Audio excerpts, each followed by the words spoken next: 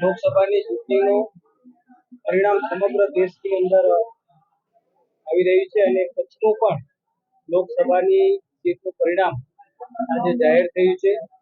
ત્રીજી વખત જ્યારે કચ્છની જનતા, મોરબીની જનતા અને મતદારોએ જે પ્રકારે મને સહયોગ આપ્યો છે અને આજે જે પ્રકારે વિજય બનાવ્યો છે, હું સૌ પ્રથમ આભાર માનું છું. અમારા સૌ કાર્યકર્તાઓ પણ ખૂબ એમની મહેનતથી સતત કામ કરીને જે પ્રકારે એમને પણ પરિશ્રમ કર્યો છે, એમનો ધન્યવાદ છે.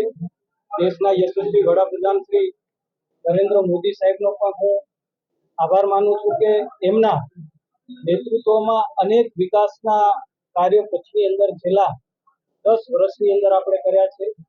રાજ્યના મુખ્યમંત્રી શ્રી ભૂપેન્દ્રભાઈ પટેલ સાહેબના નેતૃત્વમાં પણ રાજ્ય સરકારના માધ્યમથી કાર્યો થયા છે.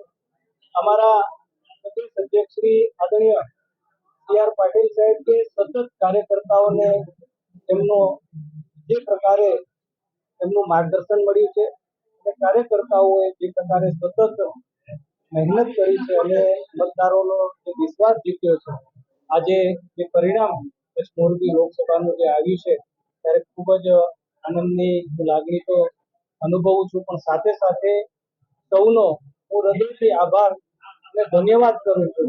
10 વર્ષમાં તમારા બધાનો સાથ અને સહકાર મળ્યો છે.